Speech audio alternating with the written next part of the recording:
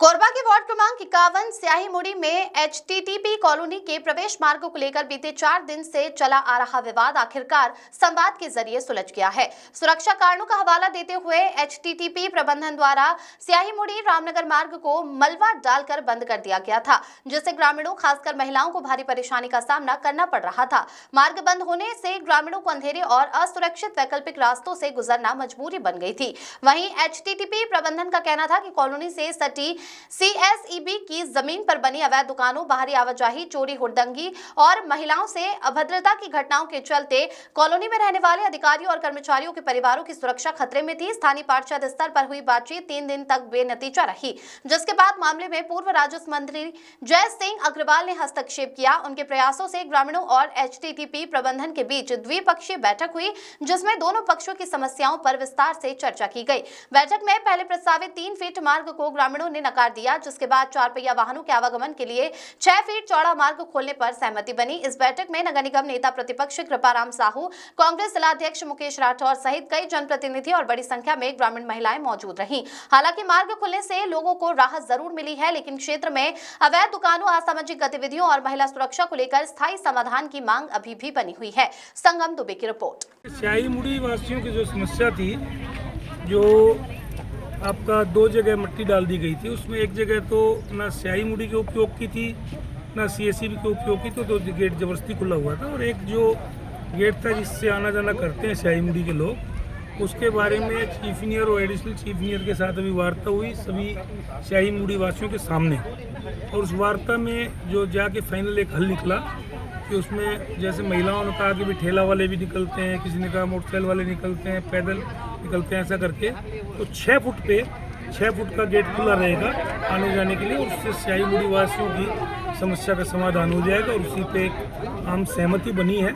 इसमें यहाँ के चीफ इंजीनियर और एडिशनल चीफ इंजीनियर ने सहमति प्रदान की। एक तरह की हाल में कोई काम नहीं हुआ, बातें बहुत हुई, अखबारों में खूब छपवाए।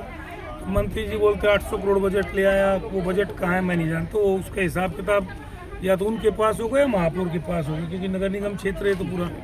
लेकिन मैं इतना जानता हूँ काम एक भी नहीं हुआ। जो निर्माण और विकास के कार्य हमने किए थे उसमें आपका सीएसईबी चौक से गोपालपुर तक सड़क हमने बनवाई, सीसी रोड, लेकिन उसके आगे की सड़क अभी शुरू हुई है, ठीक है, 2 साल के बाद। आपका सरमुला साइड में सड़क बनाई, उसके आगे का काम प्रारंभ नहीं हुआ, जिसकी पैसे की स्वीकृति मैंने दिलाई हुई है और कलेक्टेड में पैसा जमा है।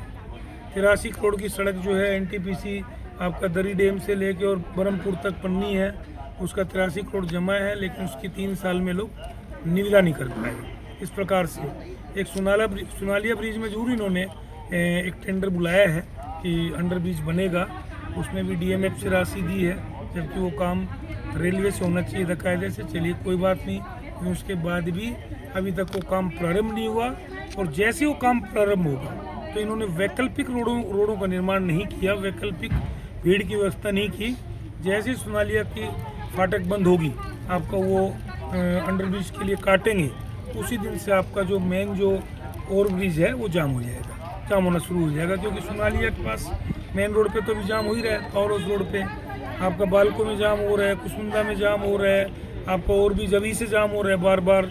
इस प्रकार से जगह ट्रांसपोर्ट नगर में जाम हो रहा है और अमरिया में जाम हो रहा है। इस प्रकार से कई जगह 5-7 जगह ऐसे हैं जो जाम अभी हो रहे हैं। पहले हमारी सरकार थी, हम लोगों ने उस टाइम प्रयास शुरू किए, रोडों का पैसा भी सैंक्शन कराया, कुछ निर्माण कराया भी, लेकिन वो जाम की समस्या अभी भी दूर नहीं हुई है। कि जनता जब कहीं भी जाती है और जब उसको न्याय नहीं मिलता या मदद नहीं मिलती तो वो अपना कोई इनको रास्ता अपनाती है।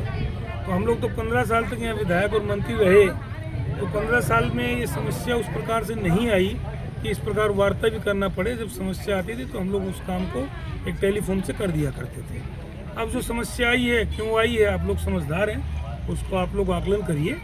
ये लोग तो आकलन शायद कर लिए हैं और हमने इनके मदद जो करना था उसके लिए प्रयास किया, उसमें सफलता मिल चुकी है और ये बस्ती वासी उसमें सहमत है। अब